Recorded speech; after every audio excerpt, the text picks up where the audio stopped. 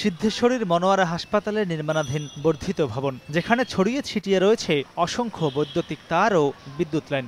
ভারী নির্মাণ সামগ্রীর মধ্যেই ঝুঁকি নিয়ে ব্যবহার করা হচ্ছে গ্যাস সিলিন্ডারও।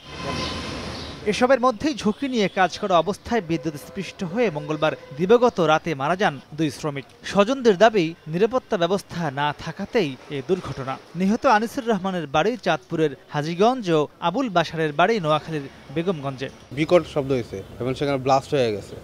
তো তারা ইনস্ট্যান্টলি ডেড হয়েছে। কোম্পানির এত বড় কাজ করাচ্ছে, সাথে বিদ্যুৎ, সেখানে তারা সিকিউরিটি নিচ্ছে না কেন বা নেয়নি কেন সেটা অ্যাকচুয়ালি আমি বলতে পারবো না, বাট নেওয়া উচিত ছিল।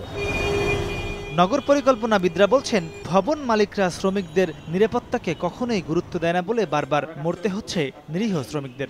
ওয়ার্কারের সেফটির জন্য একটা মাথায় হার্ড হ্যাট হেলমেট, একটা হচ্ছে তার কোমরে একটা হার্নেস, পায়ে একটা শক্ত জুতো, এই জন্য যে কোনো কিছু পড়ে যাতে তার পায়ের ইনজুরি না হয়। ডেভেলপার বা যারা কন্ট্রাক্টর তাদের জন্য এটা কম্পালসারি হওয়া উচিত। যদি না হয় তাদের আমি মনে করি যে লাইসেন্স ক্যান্সেল করার উদ্যোগটা নেওয়া উচিত। সময় নেই, এই জিনিসগুলো ওয়ার্কারের সেফটির কথা বলা থাকলেও সেটা কিন্তু ইমপ্লিমেন্টেশনের প্রবলেম।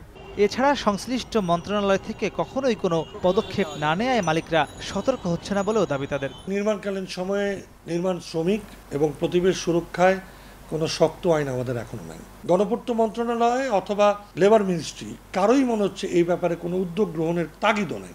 এই সমস্ত দুর্ঘটনাকে কঠোর শাস্তির বিধিবিধানে এনে এর বিষয়ে যথোপযুক্ত প্রতিকার এবং ব্যবস্থাপনা নেওয়া গুরুত্বপূর্ণ। দেশে এসব মৃত্যুর ঘটনায় কখনোই কোনো বিচার হয়নি বলেও জানান তারা। মাহমুদ রাকিব, সময় সংবাদ, ঢাকা।